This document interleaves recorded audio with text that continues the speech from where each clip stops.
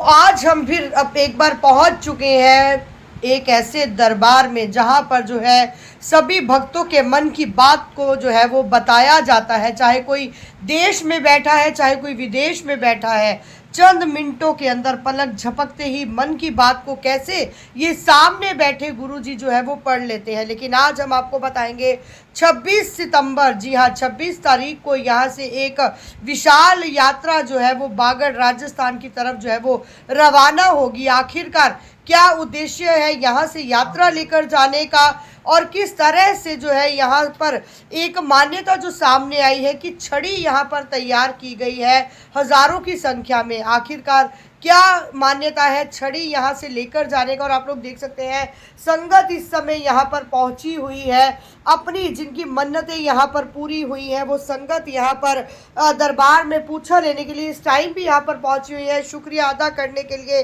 Prince गुरुजी का यहाँ पर पहुंची हुई है। एक बार पहले तो हम प्रिंस गुरुजी से ही बात करेंगे कि थापे का क्या महत्व है, क्या थापे जो है वो क्यों दिए जाते हैं। तो गुरुजी बहुत बहुत स्वागत है आपका हमारे चैनल के अंदर। जय जहारवीर गोगा जी की, जय शिव गुरु गोरखनाथ जी महाराज की, जय मरिंडा गद्दी रामो गुरु जी की। तो सबसे पहले तो मैं यही बात कहूँगा क्योंकि आज काफ़ी दिनों के बाद मैं लाइव होया हूँ बाबा जी के दरबार में। और लाइव इसलिए क्योंकि 2 महीने बाबा जी के सावन के महीने थे, 2 महीने बाबा जी की सावन की सेवा लगी हुई थी, जो बिना पैरों में जूती पाए नंगे पैर सेवा लगाई थी और बिना अन्न के बाबा जी के व्रत रखे थे, फास्ट रखे थे। सबसे पहली बात तो ये है भी बाबा जी के दरबार में बागड़ जाने 26 तारीख को राजस्थान गुग्गा माड़ी जो संगत दरबार में आई है, बागड़ जाना है संगत ने 1000 संगत हो जाएगी कम से कम, और 300-400 झंडे हो जाएंगे बाबा जी के दरबार में जिन्होंने सीटें बुक करवा दी है। और कुछ संगत सीटें बुक करवाने के लिए अभी है जिन्होंने सीट बुक करवानी है बाबा जी के दरबार के लिए। बागड़ जाने का महत्व ये होता है जी, देखो साल में एक बार बाबा जी का सावन का महीना आता है और सावन के महीने में बाबा जी के नाम के हर गांव में खेड़ा और गुग्गा माड़ी है। हर गांव में आल हिंदुस्तान के अंदर हर गांव शहर में बाबा जी के नाम के नगर खेड़ा और गुग्गा माड़ी बनी हुई है, क्योंकि नगर खेड़ा और गुग्गा माड़ी के बिना गाँव के अंदर कोई भी चीज़ हो बिना इजाज़त की एंट्री नहीं कर सकती, नगर खेड़े के और बिना गुग्गा माड़ी के। और दरबार हर जगह बने हुए हैं, पर मेन दरबार बाबा जी का राजस्थान गुग्गा माड़ी देवस्थानी बाग बागड़ देश के अंदर है, जो बाबा जी के नाम का झंडा बाबा जी के नाम की छड़ी सूखते हैं, जिससे कोई भी सेवादार बाबा जी के नाम की मन्नत सूखना सूख लो। जैसे रात को बाबा जी के नाम की सूखना सूखी कि बाबा जी मेरे पास बेटा हो जाए या मेरा वीज़ा लगे जाए बाहर का, मेरे कारोबार में दिक्कत है, मेरा काम चल जाए, मैं आपके नाम की बाबा जी छड़ी चढ़ाऊँगा दरबार के अंदर। तो छड़ी चढ़ाने का मतलब ये है कि जैसे रानी खान बलोचन थी, कोल्लू बाबा जी थे कुरली बटोली गद्दी के अंदर, जो कोल्लू भगत है सबसे पहले कोल्लू भगत हुए हैं कुरली बटोली गद्दी में। और दूसरी जो गद्दी है सहारनपुर में गुगाल का मेला भरता है, छड़ियों का मेला भरता है, क्योंकि वहाँ एक जूरो का लड़का था कश्यप, जो बाबा जी पहले स्थान पे कुरली बटोली गद्दी में कोल्लू भगत के पास गए थे, और दूसरा गुगाल का जो मेला भरता है सहारनपुर के अंदर बाबा जी वहाँ गए थे। तो कोल्लू भगत से कुरली बटोली गद्दी में बाबा जी ने दरबार बनवाया है, जिससे बाबा जी की नाम की छड़ी रानी खान बलोचन ने सूखना सूखी थी। बाबा जी मेरे पास आसलादनी है और मेरे घर वाले को 12 साल हो गए जो घर पे नहीं आया, अगर आप बाबा जी मेरे घर वाले को घर पे बुला दोगे, मेरे को बच्चा दे दोगे, तो बाबा जी मैं आप अगले साल चाले में आपके पास छड़ी लेके मत्था टेकने आऊँगी और बाबा जी दंडोत यात्रा करूँगी। तो कोल्लू भगत ने कुरली बटोली गद्दी के अंदर जहारवीर गोगा जी बाबा जी महाराज से चमत्कार को नमस्कार, पर्चे को प्रतीक और खंडे को जीत, जो पहली जीत करवाई थी कोल्लू भगत ने, पहला पर्चा लगवाया था रानी खान बलोचन को, और रानी खान बलोचन ने छड़ी सूखी थी और बाबा जी के दरबार में छड़ी चढ़ाई थी और उसकी मनोकामना पूरी हुई थी।